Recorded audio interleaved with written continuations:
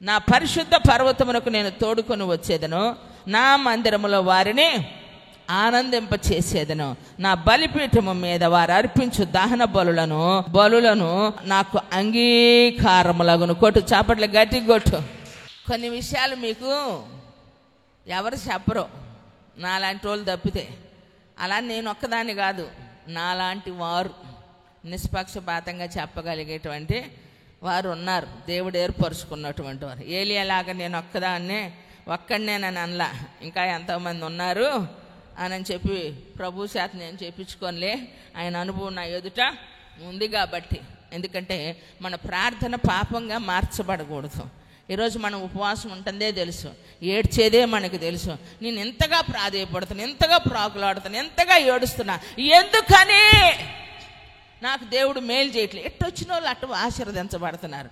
మరి నేనెందుకు అలా ఉన్నా, నా పరిస్థితులు ఎందుకు అలానే ఉన్నాయి, నా పిల్లలు ఎందుకు అలా ఉన్నారు అని నేనెందుకు ఇంకా ఆశీర్వదించబడలేదు, నేనెందుకు వర్ధిల్లలేదు, ఏది చేసినా వెనక్కి వచ్చేస్తాను. ఈ పరిస్థితిలో ముందుకు మోరడు పోతే వెనక్కే బారడు. ఏమన్నా ముందు చూస్తే నొయ్యి, వెనక చూస్తే గొయ్యి అన్నట్టు. ఏది చేసినా నష్టమే అనుకుంటున్నావు. నువ్వు ఏడ్చేదే చూస్తున్నావు, నువ్వు ఉపవాసం ఉండేది నీకు అర్థమవుతుంది, నువ్వు ప్రార్థన చేసిందే నీకు తెలుసు, ఎంత ఆత్మలో పరవశిస్తావో ఆదివారం వస్తే అదే నీకు తెలుసు. దాని వెనక మ్యాటర్ తెలియట్లా నీకు. కారణాలు ఏమిటి? ప్రార్థన విఫలమవటానికి కారణం ఏమిటి? పడకపోవటానికి కారణం ఏమిటి? ఆలోచించండి. ఎందుకంటే నీ ప్రార్థన పాపముగా మార్చబడకుండా ఉండాలి. నీ ప్రార్థన పాపముగా ఉండునుగా కంటాడు భక్తుడు. నీ ప్రార్థన పాపముగా మార్చబడకుండా, ప్రార్థన అంశం ఒకటే, కానీ కొందరి ప్రార్థన ఆశీర్వాదంగా ఉంది, కొందరి ప్రార్థన వారికి పాపముగా మార్చబడుతుంది. కాబట్టి నీ ప్రార్థన పాపముగా మార్చబడకుండా ఉండాలి. మీరు అర్పించేటువంటి బలులట, ఏమండి అక్కడ రాయబడింది కదా, దహన బలులు దేవుని సన్నిధిలో ఎలా ఉండాలంటండి, ఆయన అంగీకరించినట్లుగా ఉండాలంట నా ప్రియులారా. కాబట్టి ఆయన పరిశుద్ధ పర్వతానికి తోడుకొచ్చి ఆయన మిమ్మల్ని ఏం చేస్తారట?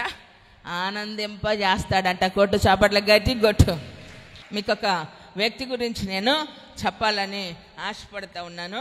వీరికి హెన్రీ లిడ్డర్ అనేటువంటి ఒక వ్యక్తి, మీరు చూసుకున్నా యూట్యూబ్లో చక్కగా అర్థమైద్ది. అతను ఒక ప్రపంచానికే ఒక గోల్డ్ కప్పు 12 సంవత్సరాలు విజయాన్ని సాధించిన వ్యక్తి అన్నమాట. ఏంటంటే వీరికి హెన్రీ లిడ్డర్ స్కాటిష్ రగ్బీ ప్లేయర్గా ఉన్నాడట. ఒకరోజు 100 మీటర్లో అతడు 100 మీటర్లో పోటీలో పాల్గొన్నటువంటి సమయంలో అతను సండే ఫిక్స్ చేశారట. సండే ప్రోగ్రాం ఫిక్స్ చేసేసరికి అతను నిరాకరించాడంట. ప్రియులారా, నిరాకరించేసరికి తను ఫాలో అయ్యేవాళ్ళు ఎంతోమంది ఆ రోజు అతను ఆ ఆటలో, ఆ రేసులో పాల్గొనలేదని చాలామంది నిరాశ చెందారట. కొంతమంది అతన్ని దేశద్రోహిగా కూడా ఎంచారట. ప్రియులారా, దేశద్రోహిగా ఎంచారట. అలాంటి సిచ్యువేషన్లో మరొక అవకాశం కోసం అతడు ఎదురు చూశాడు. ఎందుకంటే 100 మీటర్ల పాల్గొనేటువంటి ఆ రేస్లో, నేను ఒలింపిక్ గేమ్స్లో నేను నిరాకరించాను. ఈసారి 400 మీటర్ల మరి పోటీలో అతడు మరి పాల్గొనటానికి ప్లాన్ చేసుకొని దానికోసం ఎదురు చూసి కొద్ది రోజుల్లోనే, అది 1924వ సంవత్సరంలో ఏమండి ఆ ఒలింపిక్ గేమ్స్లో అతను నిలబడినప్పుడు అంట, చూడండి 47.6 సెకండ్లలో విజయాన్ని సాధించాడంట మొట్టమొదటిసారి. అదే విజయము 12 సంవత్సరాల వరకు కూడా ఎవరు దాన్ని క్రాస్ చేయలేకపోయారంట. కొట్టు, చాపట్ల గట్టి కొట్టు. కారణం ఏంటంటే దేశద్రోహిగానో ఉండలేదు, కానీ అతనికి గేమ్స్లో పాల్గొనేదానికి, ఒలింపిక్ గేమ్స్ అంటే వరల్డ్ వైడ్గా మామూలు విషయం అండి. ఆ పేరు తెచ్చుకోవటానికి ఎన్ని ఆటంకాలు వస్తాయి. ఆశ ఉంది, కానీ ఆదివారం అనేసరికి చూడండి, కొంతమంది అంటారు అలవాటు అయిపోయిందండి కరోనా కాంచి లైవ్ ప్రోగ్రాం, లైవ్ చూస్తున్నా అంటారు. లైవ్ చర్చి ఒకటేనా అండి? ఎదురుగా ఉండి వినేది, సంఘముతో కలిసి ప్రార్థన చేసేది, ఇంట్లో ఉండి కూర్చొని పనులు చేసుకుంటా వినేది ఒకటేనా? ఎంతమంది పలకరించడానికి వస్తారు? ఈలోపు ఎన్ని ఫోన్ కాల్స్ వస్తాయి, ఎన్ని ఆలోచనలు వస్తాయి. ఎక్కడ కూర్చుంటానే రకరకాలు. ఏమండి? కానీ ఆలోచన చేయండి ప్రియులారా, దేవుని సన్నిధిలో మరి అంత ఘన విజయాన్ని సాధించిన 1924లో విజయాన్ని సాధించాడు. 1925లోనట తనకున్నటువంటి ఆ ప్రాతినిధ్యాన్ని, తనకున్న ఘనతని విడిచిపెట్టి పాస్టర్ గారు ఒక చిన్న పేపర్ ఇచ్చారట, నన్ను గణపరుచు వారిని నేను గణపరుస్తాను అని. ఆ గేమ్స్లోకి వెళ్ళేటప్పుడు నిజంగా దేవుణ్ణి గణపరిచాడు కాబట్టి తన్ను కూడా దేవుడు ఘనత నిమిత్తమైన పాత్రగా ఉంచాడు. అయినా 1925లోనట అవన్నీ విడిచిపెట్టి చైనా దేశానికంట మిషనరీగా వెళ్ళాడంట. గొట్టు గట్టి గొట్టు. ఎక్కడికి? చైనా దేశానికి మిషనరీగా వెళ్ళాడట. ఈరోజు మనం కొంచెం అబ్బా దేవుడు మన నమ్మకాన్ని చూసి కొంచెం ఆశీర్వదిస్తే మొదట్లో ఉన్నటువంటి ఆ ఆసక్తిని, ఆ ప్రేమను, ఆ విలువని, దేవుని సన్నిధిని నిర్లక్ష్య పెడతాం, మర్చిపోతాం. ఎందుకంటే పరిచయాలు పెరిగిపోతాయి. మన కొలీగ్స్ ఉంటారు కదా, వాళ్ళతో మనకి పరిచయాలు పెంచుకుంటాం, దేవునితో ఉన్న సంబంధాలు కోల్పోతాం.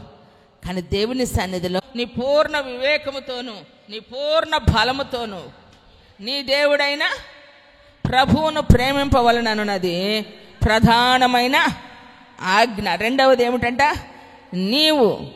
నిన్ను వలె నీ పొరుగు వాడిని ప్రేమింపవలనన్నది రెండవ ఆజ్ఞ. వీటికంటే ముఖ్యమైన ఆజ్ఞ మరేదీ లేదని అతనితో చెప్పాను.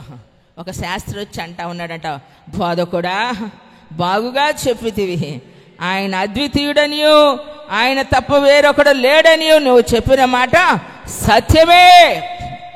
పూర్ణ హృదయముతో, పూర్ణ వివేకముతో, పూర్ణ బలముతో ఆయనను ప్రేమించుటయు, ఒకడు తన పొరుగు వానిని ప్రేమించుటయు సర్వాంగ హోమములన్నిటికంటే, బలుల కంటే అధికమని ఆయనతో చెప్పాను. కొట్టు గట్టి కొట్టు. అప్పుడు ప్రభువారు అంటున్నారు, నీవు వివేకముగా మాట్లాడితివి, దేవుని రాజ్యం నీకు సమీపంగా ఉంది. కొట్టు గట్టి కొట్టు. నీవు దేవుని రాజ్యానికి దూరంగా లేవు, సమీపంగా ఉన్నావు. మరి మీరు కూడా చెయ్యి పట్టుకోండి, కొంచెం చెయ్యి పట్టుకొని ముఖం చూడండి. చెయ్యి పట్టుకోండి, పక్క వాళ్ళది ముఖం చూడండి. కొంచెం ఒక ఫీలింగ్ వచ్చేసిద్ది, ఏదో ఒక ఫీలింగ్ వచ్చింది. సహోదరుడా, నేను చెప్పిన మాట చెప్పండి.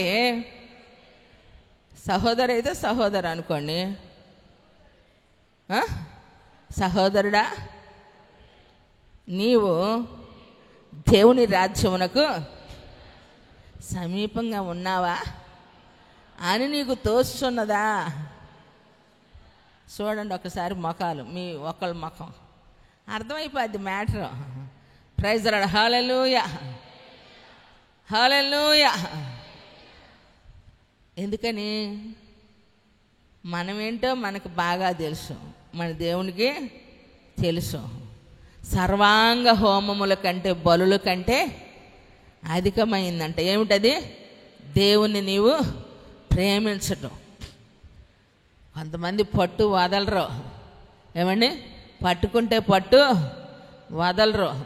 నేను ఎవరినైనా ప్రేమిస్తా, ఎవరినైనా క్షమిస్తా, వాళ్ళను మాత్రం క్షమించను. ఏమండి? బయట అందరిని ప్రేమిస్తారు, కొన్నిసార్లు ఇంట్లో వాళ్ళని ప్రేమించలేరు. ఒకళ్ళకి ఈ బుద్ధి, ఒకళ్ళకి ఆ బుద్ధి. ఏమండి? ఇంట్లో వాళ్ళైనా బయట వాళ్ళనైనా దేవుడు మనకిచ్చినటువంటి క్షమాగుణం, దేవునికి మహిమ కలుగును గాక. Praise the Lord. హల్లెలూయా. ఉన్నతమైన దేవుని రాజ్యానికి హక్కుదారులం కావాలి. ఆయన పరిశుద్ధ పర్వతానికి తోడుకొని వెళ్ళి మనల్ని ఆనందింప చేస్తాను. మన బలులను, ఏమండి, మన బలులను, సర్వాంగ హోమములనంట ఆయన అంగీకరించాలి అని అంటే మొదట దేవుణ్ణి మనము ప్రేమించటం నేర్చుకోవాలి, స్తుతించటం నేర్చుకోవాలి. ఆత్మతో, హార్ట్ఫుల్గా, ఓపెన్ హార్ట్.